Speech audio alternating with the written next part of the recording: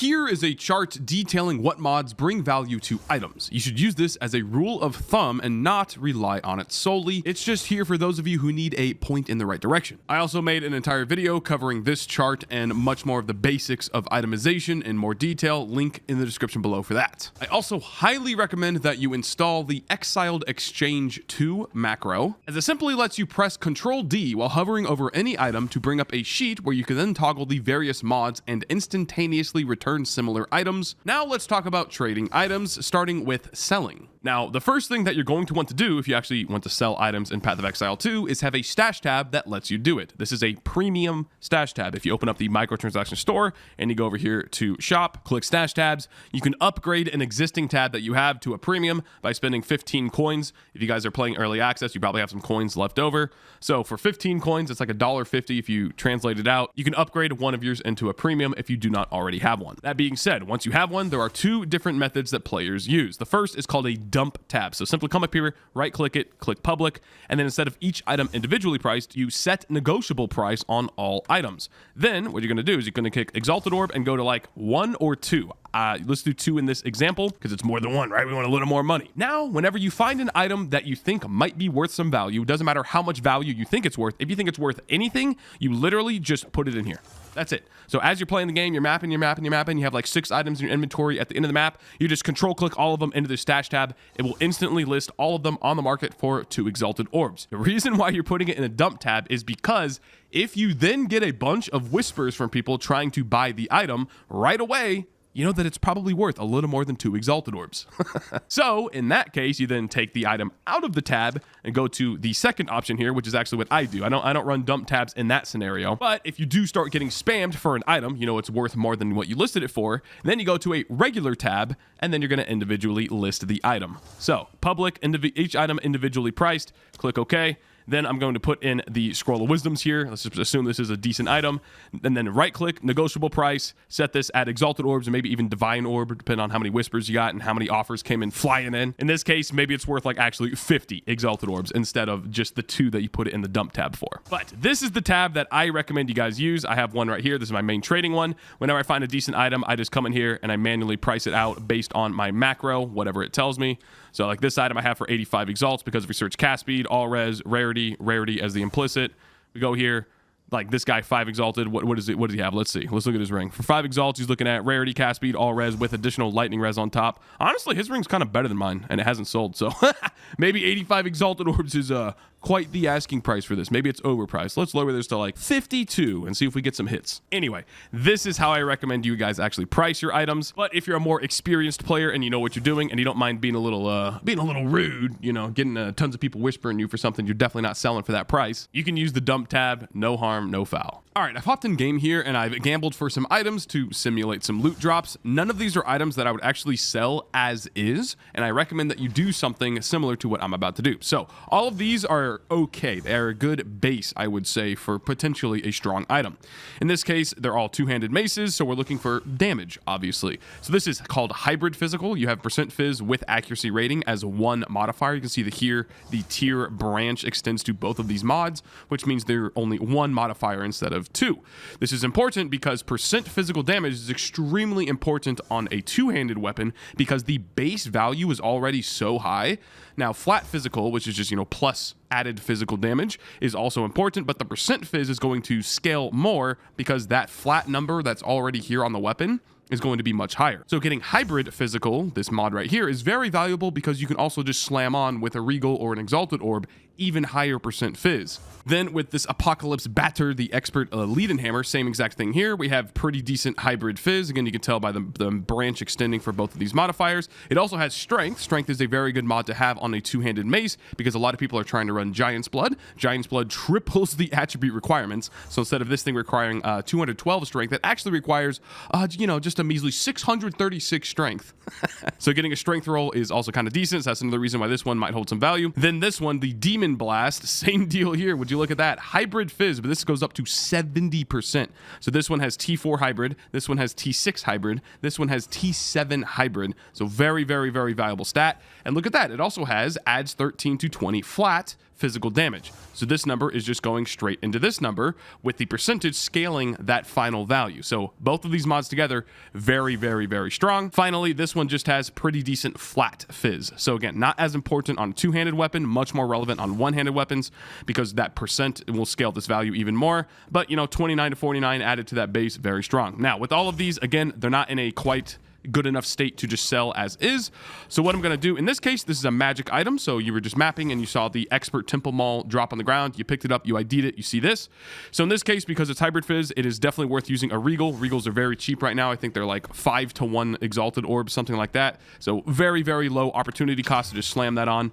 Unfortunately, we didn't get anything useful, so I would not further craft on this. We just, you know, YOLO'd it and it didn't work out. With this one, it's already a rare item, so we cannot regal. However, its suffixes are full, which means when we use an exalted orb on this to add a modifier, which if you see the exalted orb, it says augments a rare item. The yellow ones are rare with a new random mod. This one already has 3 suffixes, so the item is capped there, and has 2 empty prefixes, which means we have 2 chances to get, again, either percent fizz, the regular mod, or the flat added physical damage. So this is absolutely worth using 1 or 2 exalted orbs on. Let's use 1. And we get added fire damage, not the end of the world, but definitely not what we're looking for. Let's just YOLO 1 more on, and we get increased elemental damage with attacks. Now, if this had like 120% physical damage with that fire, with the elemental damage with attacks, you might be able to sell this. But again, this is hybrid physical and accuracy. It's way too low of a value, so those 2 exalted orbs, unfortunately, we wasted. Moving on to this one. Again, this one also had hybrid physical with some flat, so the only mod we're looking for here, actually for a suffix, we could be looking for a plus level of melee skills, and then for that prefix, we're looking for that juicy percent physical damage. So we're going to YOLO 2 exalted orbs on. For the suffix, we got attack speed, which is not the best. A lot of two-handed mace players don't care about attack speed because you're just trying to slam as fast as humanly possible. It doesn't really make sense. You want the slams to hit hard and hit once. And then for our prefix, we got 7 to 10 cold damage. This is also not worth it. Finally, this one here is deserving of a regal orb with that T6 flat fizz. What do we get? We get 30 to 62 lightning damage. I would not bother any further. Now, I did all of this to simply showcase how you're going to potentially get items that are worth selling. None of these items in their previous states were worth even putting up to trade, but had those outcomes been slightly different with the regals or the exalts that I put into them, they potentially could have been worth a pretty penny. Bare minimum like 20 to 25 exalts, all the way up to like a couple divine orbs. But obviously, if you don't have a lot of money to your name, if you have like 5 exalts sitting in your stash, you probably don't want to exalt on top of items, but you can definitely find a decent magic item, as you saw the blue ones, and then slap a regal on it. Very low opportunity cost, could be a very big payout. Finally, when looking for a decent weapon, you have to remember that the sockets and the runes inside of those sockets drastically make a difference on the overall damage of the weapon. So if you're using the exiled exchange macro or something equivalent, remember you can press Control D, and then you can look here at the physical DPS. Now this is simply taking into account that base damage range, 225 to 304. It's averaging that, and then it's multiplying it by the attack speed. So this weapon is not the best weapon in the world. This is just for a demonstrative purpose, but it has percent increased fizz, a little bit of flat fizz on top. But if I were to socket it with the Artificer's Orb, so 1, 2, and then I were to slap in 2 iron runes, which say 20% increased physical damage per rune, you're going to see that this number jumps from 225 to 304 up to 273 to 369. Now, the reason why this matters is because this physical damage per second does assume the weapon is already at 20% quality. So just keep in mind that while the quality does not make a difference in the overall value of the item in terms of the trade site, the sockets and the runes inside of those sockets absolutely matter. And for the vast majority of weapons, they're going to rely on physical damage. Therefore, you want to put in the iron runes, no questions asked. All right, and then same deal here. I've just gambled for a bunch of jewelry, and I've kind of split it into 3 sections. These items here, I'm not going to do anything with except for go into my stash and put them in a reforge tab. If you did not know, the reforging bench right here, you put in 3 items of the same rarity. It'll return 1 of the item, but give you completely new rolls on it. And given the fact that jewelry only takes up 1 slot, rings and amulets, not very big, and they're pretty rare to get as drops, I highly recommend that any of these rings that you see in amulets, just hoard all of them and put them in your stash in a reforging tab, even if the stats are bad, because as soon as you get 3 of the same, you can plop them in here and get a random new one, and hopefully it'll be kind of nice. So these ones, these stats are just not relevant whatsoever. They're all pretty poor, so I'm just going to put them in here for reforging later. This Eagle Coil Pearl Ring looks pretty good at first glance, might sell for some money, but unfortunately these mods are not like super synergistic. For example, cast speed as the implicit is quite good. Casters love cast speed, right? But the adds physical damage to attacks doesn't matter that much because cast speed and attacks are two completely different things. Cast speed applies to spells, and the damage to attacks obviously only applies to attacks. So you're not going to have much synergy here between these two mods. Next up, the flat mana is quite nice. A lot of people are playing Archmage builds, which stack mana, and also the mana regen rate is not half bad. Of course, resistances, every single character in the game is looking for resistances. And then finally, the strength mod at the end is kind of decent. If it's a life-based character, obviously it's much better, but casters don't need a bunch of strength, especially if they're stacking energy shield. It pretty much does nothing for them. So this ring has a smorgasbord of mods, we'll say, and they don't have a lot of synergy. You could just slap this into a dump tab. So this is like kind of maybe worth like 1 or 2 exalted orbs as is. Otherwise, I would stick this in my reforging tab. But for the rest of these items right here, these are all in a pretty decent position. I'll explain them all as I go through them. So let's start with the magic ones. Magic, magic, magic, magic. This one's rare. All right, so rarity. Rarity is an absurdly powerful stat in the current game. The reason being is that it affects all drops in the game, including currency. So it's not going to give you more items, it's just when you get an item, it's going to be a better one. So in the case of currency, everybody's looking for divine orbs, right? Divine orbs right now are sitting at like 100 exalted orbs. 1 divine equals 100 exalts, and exalts themselves are also pretty good, right? This is like the basic trading currency. You can buy a pretty decent item for 2 to 3 exalted orbs from another player. So if you get a divine orb because of the rarity that you're putting on your character, whoop, buddy, you just made a ton of money, right? So this gold ring, the implicit value is rarity, and then it also rolled with a suffix 23% rarity. This is a no-brainer. Slap an orb of augmentation on it, and we get mana. Mana is not the worst stat in the world, so what I'm going to do is slap on a regal orb and see what we get. We get intelligence. Now, this is actually not a terrible outcome. Intelligence is a pretty valuable stat when paired with mana because every point of intelligence gives you +2 mana. So this is essentially giving me an extra, almost 60 mana on top of that 117. So if you're looking for mana and rarity, this is a pretty decent ring. So what I'm going to do here is actually slap an exalted orb on it. Only recommend you do this, again, if you have some exalted orbs spare in the bank. And we got a resistance, almost the best outcome possible. We got 35 fire as T6. Very nice. Let's go again. What do we get? Fire damage. Now, that's a little bit worse. I don't know. That's very specific damage. You'd much rather have just like cast speed or something, which applies to all spells, not fire damage, which only applies to, fire-based attacks and spells. And then finally, for our final modifier, we're looking for rarity. Preferably, this is a very high rarity ring. So if we get rarity, which is both a prefix and a suffix, that'd be extremely good. And we got 106 max life. Now, here is where this handy dandy trade macro comes into play. Again, Exiled Exchange 2, highly recommend you download, link in the description below. What we're gonna do here is so you press Control D to bring up this menu, and then you hold the Control key so you can move your mouse over here. If I don't hold the Control key, I do Control D and then I let go. As soon as I move off the item, it'll disappear. So hold the Control key so you can move your mouse freely. What I'm gonna do is I'm gonna search rarity, fire res, mana, intelligence. So this is the most basic version of this ring, I would say, because all you're looking for is someone that wants a bunch of mana. Intelligence equals mana, remember, and a bunch of rarity and resist. Everybody likes resistances. So on the market right now, rings that are similar to this, remember, this is similar, not the exact same ring, start at 1 divine. Now, I say similar because it doesn't tell you what other modifiers these items have, right? So even though it says it's worth 1 divine, well, maybe this ring has another resist on it. Maybe this ring has, 150 max life or something. So let's go ahead and add in life onto our ring. Nothing shows up. Now, what you can do is a couple things here. Now I could take off something like the implicit, and let's see what happens. 1 divine, 2 divine, 5 divines. Or I can add back in and I can simply lower these values here. So instead of 95 life, so what the macro will do is it's pretty smart. It'll say whatever your current value that you rolled on your ring is, it's going to lower it by 20%. So it'll search from, a smaller portion, not just constraining it to your exact rolls on your item. So in this case, we can lower these further manually if we want to. In this case, instead of 95 max life, let's say just like a measly 75 max life. Instead of 105 max mana minimum, let's look at like 90 max mana minimum. And instead of 20 rarity minimum, let's look at 17. Now, let's see what happens if we search. Look at that. 2 came up. 2 divines and 4 divines. And then if we want, we can click this trade right here. It'll bring up the trade website. It'll show us exactly what these other rings have.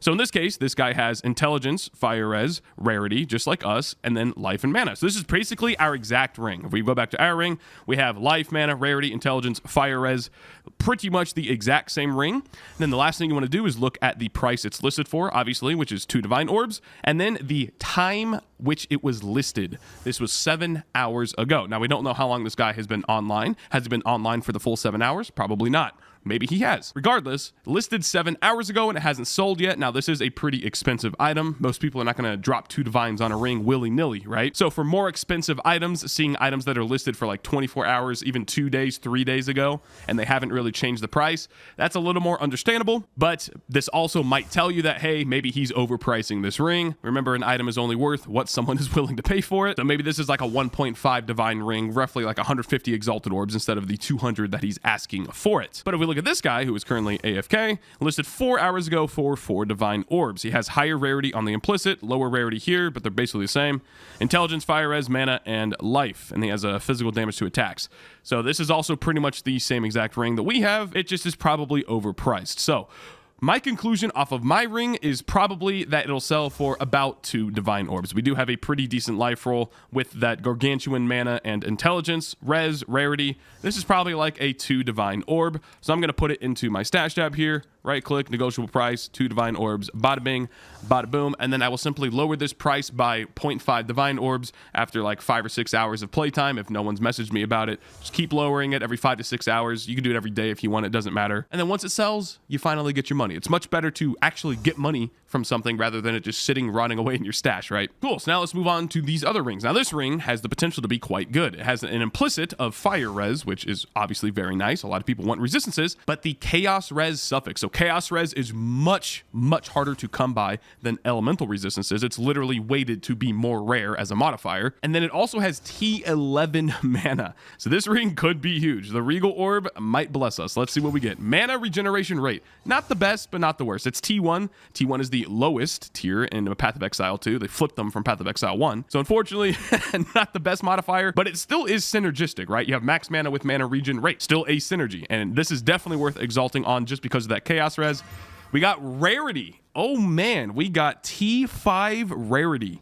That is pretty dang juicy, gentlemen. Pretty dang juicy. Definitely going to exalt again for a prefix. We are looking for probably life, maybe energy shield. Let's see what we get. I don't know why that happens. We got evasion rating. All right, it's not the best. And then for the final one, we get lightning damage. Now, lightning damage is actually not bad because Archmage builds deal lightning damage with their mana pool. So if you're stacking mana, you're also probably dealing lightning damage. So this is actually not a terrible ring whatsoever. Let's use the macro again. We're going to search for chaos res, rarity, mana, fire res, lightning damage, and we'll leave out the mana regen and the evasion. Those stats aren't very useful as of right now. 3 divine orbs. That's the only one on the market. But now, remember, we're missing 2 stats here, a suffix and a prefix. Maybe this guy has an extra resist on his ring. Let's see what he has. He has strength. Now, honestly, if you're mana stacking, like I said, you probably don't need a lot of strength, do you? In which case, I would not consider that mod super valuable. The mana regen rate on this one is probably a bit more valuable for a mana stacking character. Therefore, this ring is probably very similar to his price, if not a little better. So what I'm going to do is go over here to the stash, slap this ring in for a nice, juicy 4 divine orbs. And again, we're going to lower this by 0.5 or even a whole divine orb or go down to 3 after like 6 hours-ish of gameplay. If I don't get any whispers, I just care about selling the item. I don't care what it goes for necessarily. But that's another very powerful ring. Very good. Gentlemen, this is exactly why you want to use a little bit of currency because you might exponentially increase the value of the item. You're going to get way more bang for your buck. Quite literally. All right, moving on to the other items here. This one has cast speed and fire res. Let's see if the AUG hits. The AUG hits 102 maximum life.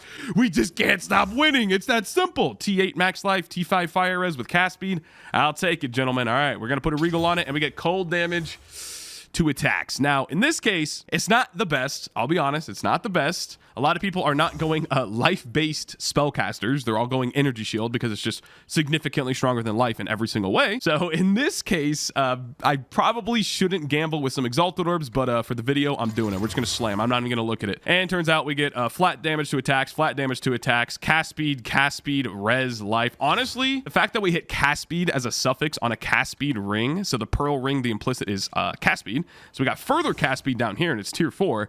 With a resist, with life, if there is some life-based spellcaster out there, they probably would like this. So just these 3 mods right here. The cast speed implicit, the cast speed suffix, and the life. Oh, the res obviously too. Let's search for that. 3 exalted, 1 divine, 1 divine, 1 divine. I think this is like going to sell for maybe 20 exalts, something like that at best. So look at this guy. He has kind of the same deal here. He got fire damage to attacks, not very synergistic. He's got cast speed, but this thing was listed for 3 exalts 5 hours ago. It's still up there. it's probably not going to be selling for anything more than that. This guy has a little bit of lightning res. He has rarity on his ring as well. This is definitely a much better ring than mine. Mine is much similar to this guy's. Maybe because he's AFK, he's got some whispers and just hasn't responded to them. People have been trying to buy it. But in this case, I don't think this ring is super valuable. It might hold a little bit of value.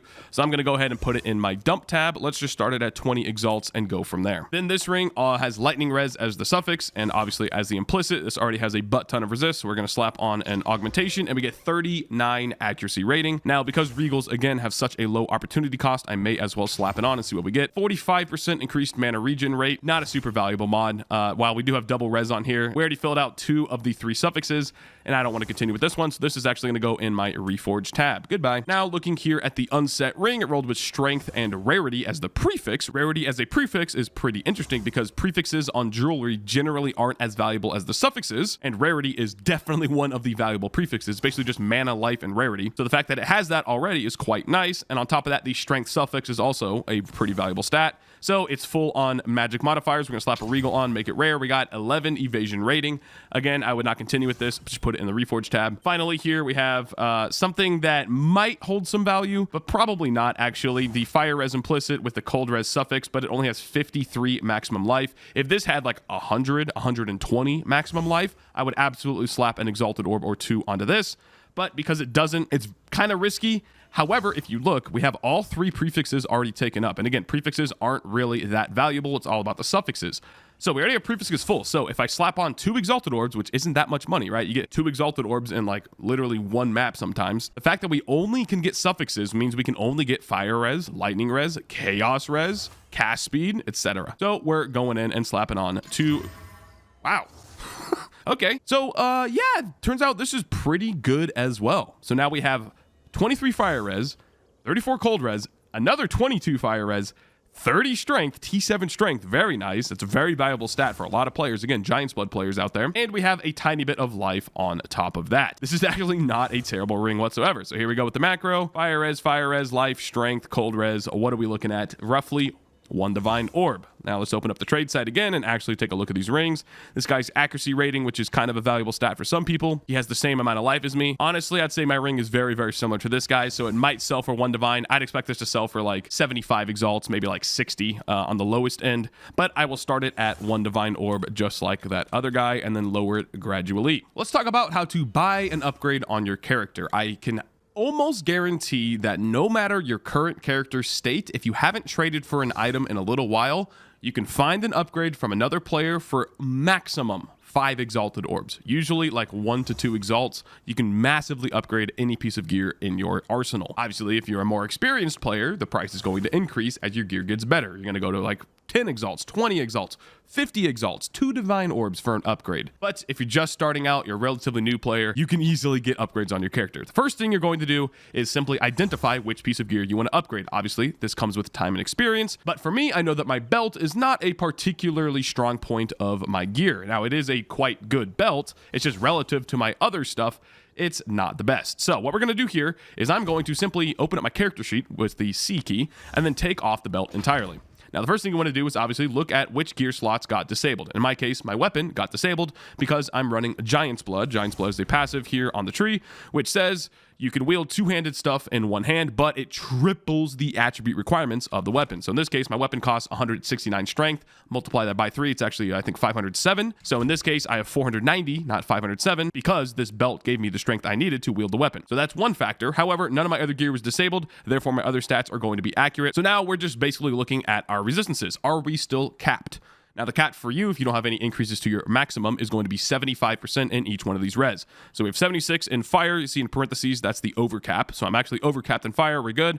Cold res are sitting at 41. So we're going to need to find some cold res on a belt. Lightning res, we're also still capped. And then chaos res has been lowered to 56%. Chaos res is not as important to cap as your 3 elemental, fire, cold, and lightning, but it's still very important to get your chaos res as high as possible, preferably at the cap of 75%. So basically, we need cold res on the belt, we need strength because we literally can't use our weapon, and then we would like some chaos res on top of that. So here we are on the official Path of Exile trade site. This is pathofexile.com/trade2, not pathofexile2.com/trade, pathofexile.com/trade2.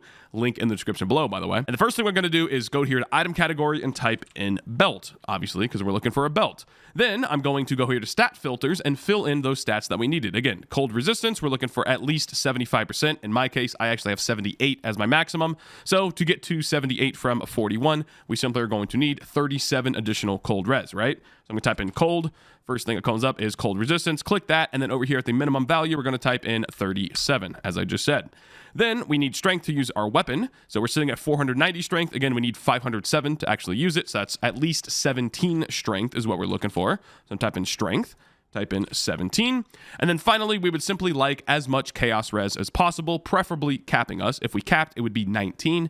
But if I got, only like 10 or 15, it would still be kind of decent. Also, chaos res being much rarer than elemental res means that this belt, if it comes with chaos res, is going to get very expensive the higher the chaos res. So in this case, let's type in chaos resistance. Let's just try and get, 12 chaos resistance on a belt. Finally, what stats do I want on a belt on top of these? Life. Life. I'm a life-based character. I want life. Here's what I'm going to do. I'm not actually going to fill in a minimum value or a maximum value. And then when we trade for this item, we're going to sort all the items by the highest life value. Finally, the last thing I want you to do is scroll down to trade filters. You probably have to open this tab up.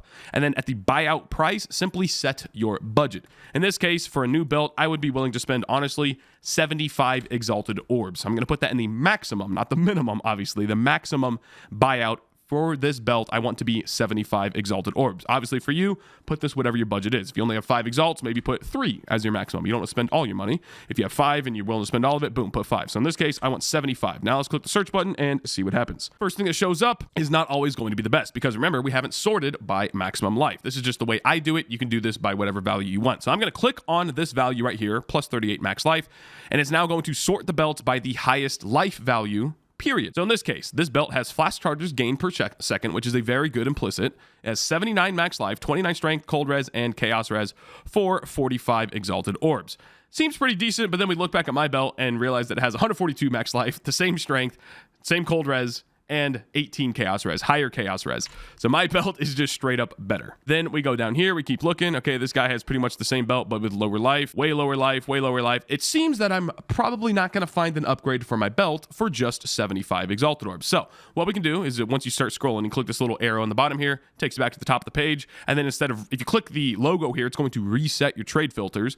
Otherwise, if you just click search listed items at the top, you can just go back to this exact screen with everything the way you left it. So I'm going to scroll down, and instead of buyout price exalted orb 75, I'm going to change this to divine orbs, and let's do a max of 5 divine orbs. Now when I click search and I sort by life, we should get some crazy results. Look at this guy. For 2 divine orbs, you can buy a belt with 170 max life, the strength requirement for my weapon, 12 chaos res, 37 chaos res, but look, it has 2 open modifiers. We know that all 3 of these are suffixes, and then this is a prefix, so it has 2 open prefixes. Now, unfortunately, prefixes aren't super valuable on belts because it already has the life, the most important one. You can also get like flask modifiers, which are pretty decent. You can get plus armor, which is and you can get mana, which for most characters, mana is not that big of a deal. You can be playing a mana stacking build. Obviously, it's much more pertinent then. But the suffixes are what determines the item's value. And again, given our search criteria, we are just capping our item on suffixes. So they're always going to have strength, cold res, and chaos res, right? So what I'm trying to show here is that if I do want to upgrade my belt, it's probably going to cost a pretty penny. Therefore, I'm not going to touch one of these. But for you all with your gear, do that exact process. You take an item off your character. Just take it off completely because you want to upgrade it. You've identified, given the rest of your items, this is my weakest item. Okay, you take it off your character, pretend that it doesn't exist. Then you're simply going to look at your character sheet, look at your resistances. Are you still capped in your resistances? No. Okay, so that item that you're going to buy probably needs to fill those resistance slots up to the maximum of 75. And then you add on other like tertiary stats. Like what do you want? Do you want chaos res? Okay, put it on there. Do you want strength? Put it on there. Do you want life? Put it on there. And then once you have that basic criteria, click the search button, sort by the life value or whatever value you want to do. Maybe it's a resistance. And then just start scrolling through and look at the prices. Remember to set a max buyout based on your budget. And that's all there is to it, ladies and gentlemen. All right, I know that was a ton of info here at the end of the video for you all, but I figured it was well worth to show these exact examples. Hopefully they helped you out. If you guys want to stop by my stream, you can do it at twitch.tv/Woolie Gaming. Ask me questions here. I'm always willing to help. Other than that, thank you guys for watching, and I'll catch you in the next video.